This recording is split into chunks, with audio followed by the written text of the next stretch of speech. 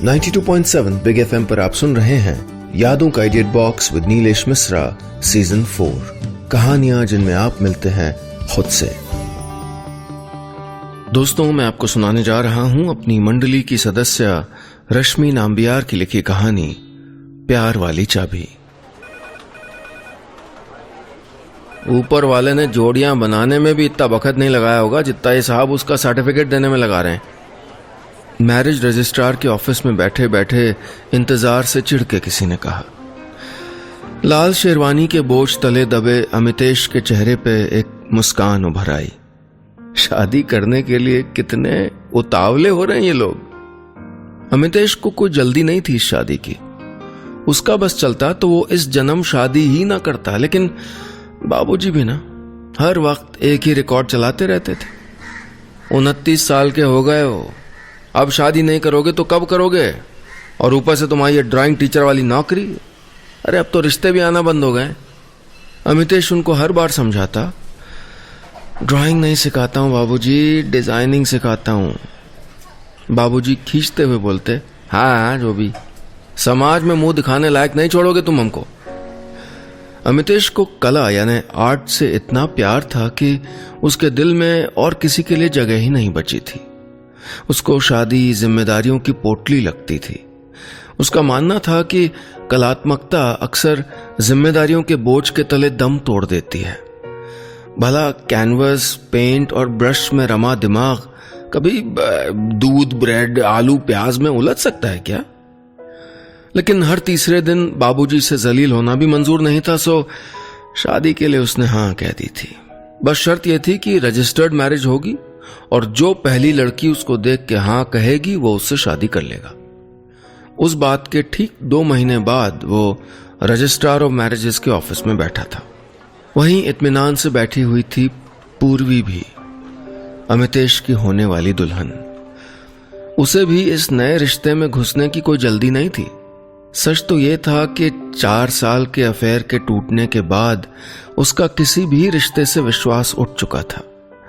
वो बैंक में ऑफिसर थी और चाहती तो शादी नहीं करती, लेकिन अपने मम्मी पापा की दवाइयों की लिस्ट में इजाफे का कारण भी वो खूब समझती थी। इसलिए शादी के लिए हाँ तो कर दी, लेकिन उसकी ये शर्त थी कि वो लड़के से अपने टूटे हुए अफेयर की बात छिपाएगी नहीं। आखिरकार क्लर्क ने अमितेश शर्मा और पूर्वी मिश्रा पुकारा और कुछ ही मिनटों में दोनों मैरिज रजिस्टर पे साइन कर रहे थे। उनके चेहरे पे एक अजीब सी मुस्कान थी, क्योंकि इस शादी के सबसे बड़े और महत्वपूर्ण क्लॉज पे दोनों ने उसी दिन मौखिक दस्तखत कर दिया था जिस दिन वो पहली बार मिले थे। 92.7 बिग एफएम पर आप सुन रहे हैं यादों का idiot box with Nilesh Mishra season 4। कहानियां जिनमें आप मिलते हैं खुद से। दोस्तों, मैं आपको सुना रहा हूं अपनी मंडली की सदस्य रश्मि नाम्बियार की लिखी कहानी प्यार वाली चाबी। इस कहानी में अब तक आपने सुना आर्टिस्ट और डिजाइनिंग टीचर अमितेश और बैंक ऑफिसर पूर्वी, जिसका 4 साल का अफेयर टूट चुका था, आपस में शादी नहीं करना चाहते थे, लेकिन अपने माता पिता की वजह से उन्हें शादी करनी पड़ रही है। दोनों रजिस्ट्रार ऑफ मैरिजेस के ऑफिस में मैरिज अग्रीमेंट पे दस्तखत तो कर रहे हैं, लेकिन दोनों के बीच में समझौता तभी हो गया था जब वो पहली बार मिले थे। अब आगे सुनिए, मेरा पहले एक अफेयर था, 4 साल चला। उसे अपने पेरेंट्स के खिलाफ शादी करने से आसान मुझसे रिश्ता तोड़ना लगा था। सच कहूं तो अब मुझे किसी भी रिश्ते से कोई उम्मीद नहीं है और मैं चाहती हूं कि कोई मुझसे भी कोई उम्मीद ना रखे। सिर्फ अपने मम्मी पापा को खुश करने के लिए मैंने शादी के लिए हाँ की है। पूर्वी ने पहली ही मुलाकात में ये सारी बातें अमितेश से कह डाली थी। कोई और लड़का होता तो भाग खड़ा होता, लेकिन पूर्वी के ये शब्द अमितेश के हाथों में मिस्री घोल गए थे। पूर्वी तो वो सब कुछ कह रही थी जो अमितेश के मन में था। उसने मुस्कुरा के कहा था, मंजूर है। बहरहाल उन्होंने मैरिज रजिस्टर पे साइन तो किया, लेकिन रिश्ते कागज पे दस्तखत करने से कहां बनते हैं। उसके लिए दिलों का मिलना जरूरी होता है, लेकिन यहां तो दिल मिलने की कोई गुंजाइश ही नहीं थी।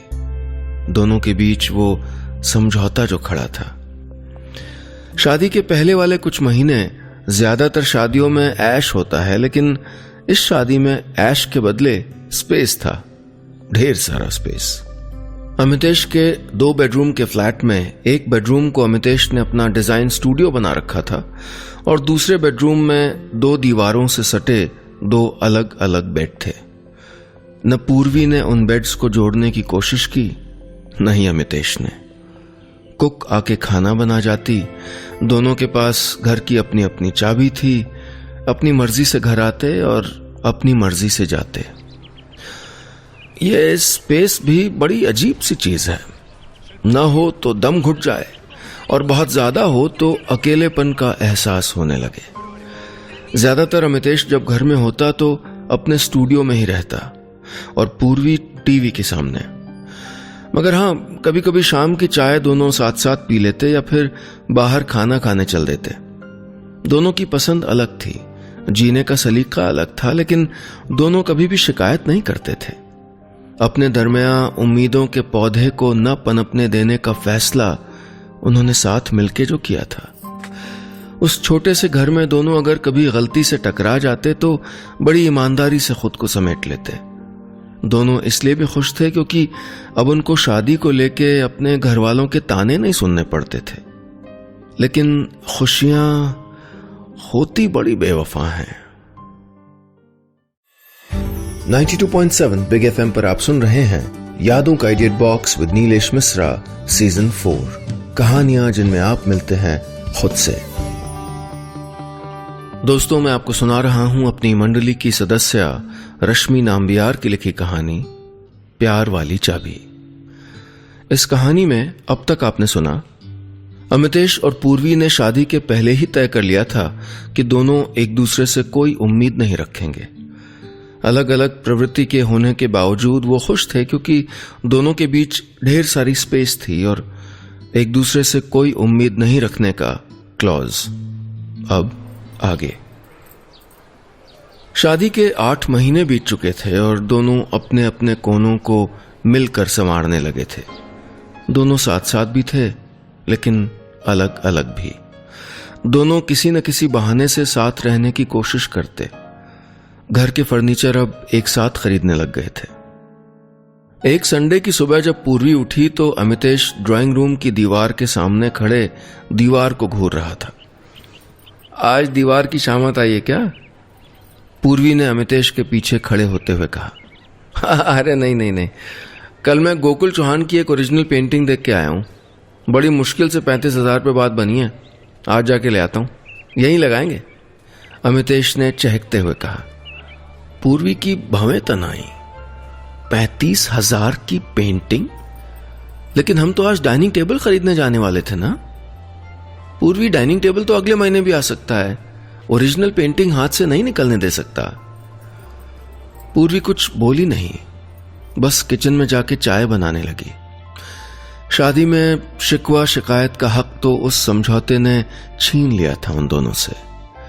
अमितेश लंच के बाद पेंटिंग खरीदने चला गया। शाम को वापस आया तो दरवाजा खोलते ही वो दंग रह गया। उसके सामने एक 4 सीटर डाइनिंग टेबल पड़ा था और उस पर बैठ के पूर्वी चाय पी रही थी। पूर्वी, ये टेबल? मेरे पास कुछ पैसे थे तो मैंने सोचा मैं ही खरीद लेती हूं। अमितेश के चेहरे से साफ दिख रहा था कि उसके अहम को चोट पहुंची थी। पूर्वी, ये डाइनिंग टेबल है, कोई आलू प्याज नहीं है, हम साथ जाके खरीद सकते थे। अमितेश, मुझे ये टेबल आज चाहिए था। मैं आपकी जिम्मेदारी नहीं हूं और न ही मैं आप पे कोई बोझ डालना चाहती थी। याद है ना हमारे बीच का अग्रीमेंट? पूर्वी ने तैश में कहा। अमितेश खींच गया, बोला, ओ हाँ, मैं तो भूल ही गया था। ये शादी नहीं, बस अग्रीमेंट ही तो है। इस घर में हम 2 रूममेट रह रहे हैं। याद दिलाने के लिए थैंक यू। ये कह के अमितेश पैर पटकते हुए अपने स्टूडियो में घुस गया। उस दिन के बाद से दोनों के बीच शिकायतों का दौर शुरू हो गया। दोनों अपने अपने बीच के स्पेस से अब उकता गए थे।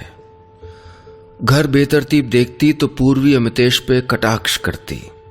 रोज मसालेदार खाने को अमितेश जहर बता जाता। अमितेश पूर्वी के पसंदीदा सीरियल का तब तक मजाक उड़ाता जब तक पूर्वी गुस्से में टीवी बंद नहीं कर देती, और पूर्वी अमितेश की पेंटिंग्स को सेंसलेस कहती। 2 महीने में दोनों इस कगार पे पहुंच गए थे कि एक दूसरे को बर्दाश्त करना उनके लिए मुश्किल हो गया था। अमितेश इंस्टीट्यूट से आते ही अपने स्टूडियो में घुस जाता और पूर्वी अब पूरा समय टीवी के सामने बिताने लगी थी। दोनों में अब बोलचाल भी बंद हो चुकी थी। अपनी अपनी चाय दोनों खुद ही बनाने लगे थे। अब दोनों रूममेट भी नहीं बल्कि बस अजनबी बन के रह गए थे। ऐसे में पूर्वी ने एक दिन अमितेश के स्टूडियो में घुसते हुए कहा, अमितेश, मैंने जयपुर ट्रांसफर ले लिया है। अपने लैपटॉप से नजरें हटाए बिना अमितेश ने कहा, अच्छा ही है, एक दूसरे को परेशान करने से अच्छा है हम अलग अलग शहर में रहें। अमितेश, हम अपने माँ पापा से कह देंगे कि कोई और ऑप्शन नहीं था हमारे पास, ट्रांसफर जरूरी था। ऑप्शन तो है, डिवोर्स, परमानेंट मुक्ति इस रिश्ते से। अमितेश की आवाज में अजीब सी खटास थी। नहीं अमितेश, डिवोर्स हम दोनों के लिए ऑप्शन नहीं है। अगर इस रिश्ते को खत्म करेंगे तो हमारे माँ बाप फिर हमको नए रिश्ते में जोड़ने की कोशिश करेंगे। मुझसे नहीं होगा फिर से वही सब। हाँ, तुम ठीक कहती हो। कब और कहां जाना है तुम्हें? अमितेश ने पूछा। जयपुर, 15 जून को, पूर्वी ने धीमे से जवाब दिया। जयपुर ज्वाइनिंग के लिए पूर्वी के पास 3 हफ्ते थे। वो धीरे धीरे अपना सामान समेटने लगी। लेकिन ये जिंदगी भी ना करती वही है जो उसे मंजूर हो। बाथरूम में पूर्वी को चिल्लाते सुन अमितेश एक दिन बाथरूम की ओर दौड़ा। पूर्वी बाथरूम में फिसल गई थी। डॉक्टर ने बताया कि उसकी बाईं एड़ी पे हल्का सा क्रैक था। प्लास्टर लगा के उसको 2 हफ्ते का बेड रेस्ट कह दिया गया। पूर्वी अमितेश का सहारा लेके लंगड़ाते हुए घर आई थी। पहली बार उसने गौर किया कि अमितेश के कंधे चौड़े थे। अमितेश अगले दिन काम पे नहीं गया। पूर्वी के इर्द गिर्द मंडराता रहा। बार बार उससे पूछता, पूर्वी कुछ चाहिए तो बताना। उस रात पूर्वी का दर्द से बुरा हाल था। अमितेश भी अपने बेड पे बैठ के लैंप ऑन करके रात भर किताब पढ़ता रहा। सुबह दर्द कम था। पूर्वी को ब्रेकफास्ट करवा के अमितेश ऑफिस के लिए रवाना होने लगा तो पूर्वी ने हल्के से कहा, जल्दी आओगे क्या? तुम्हारे सहारे के बिना अभी मैं एक कदम भी नहीं चल पाती।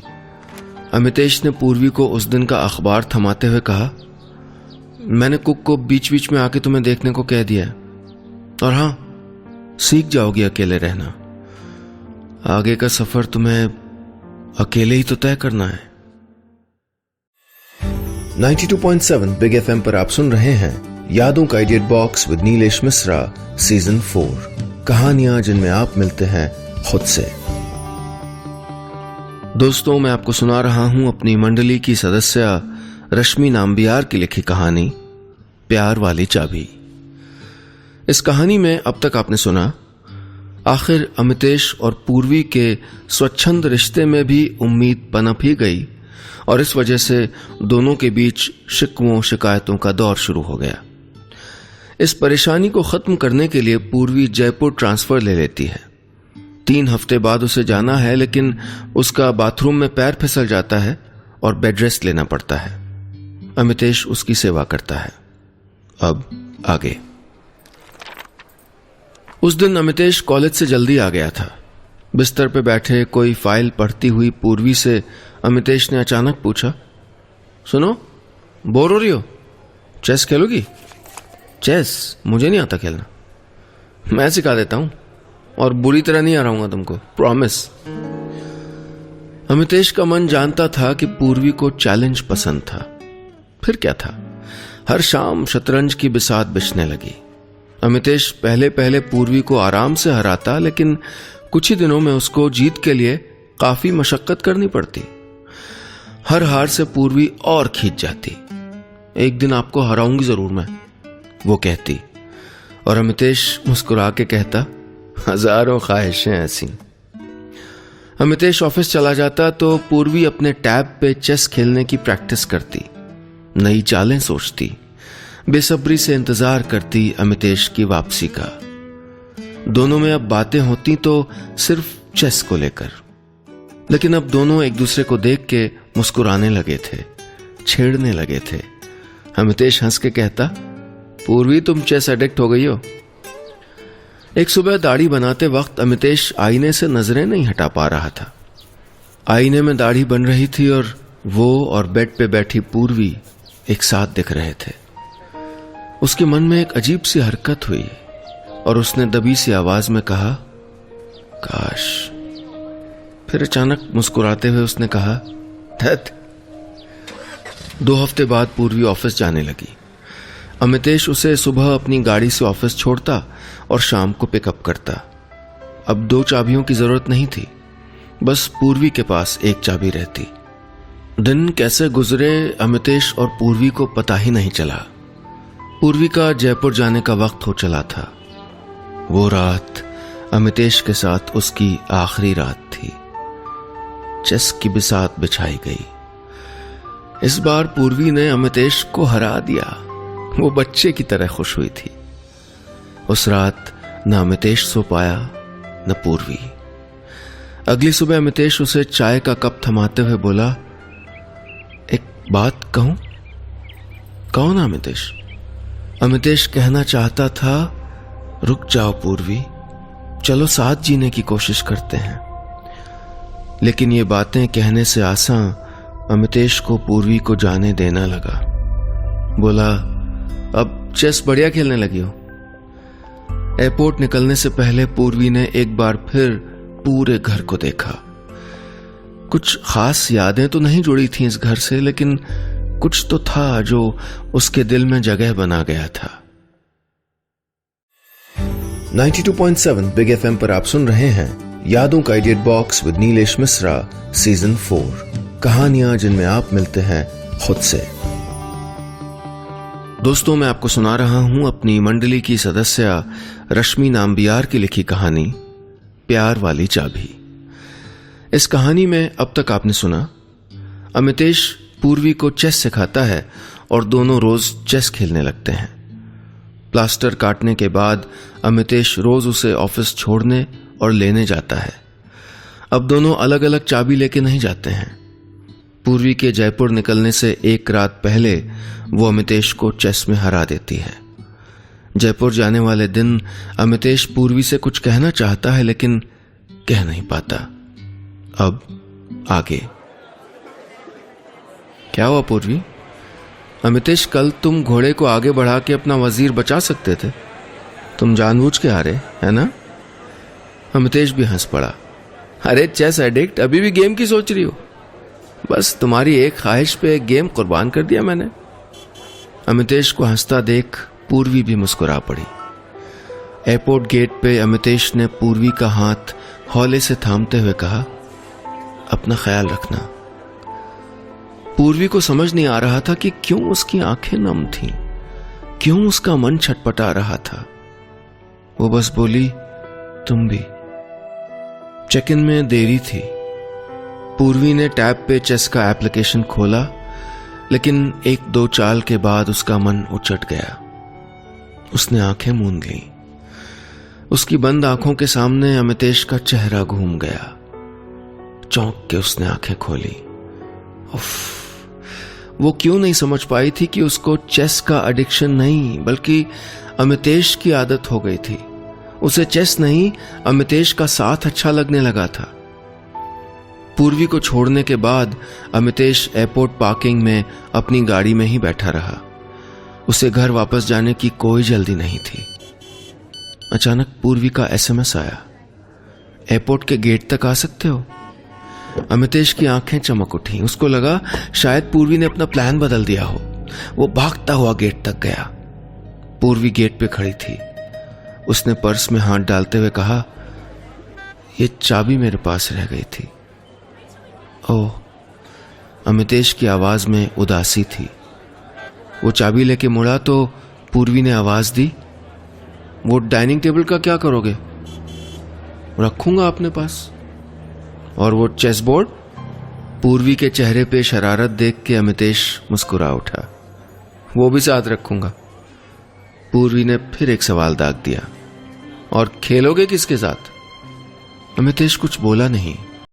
पूर्वी से नजरें हटा के वो अगल बगल देखने लगा।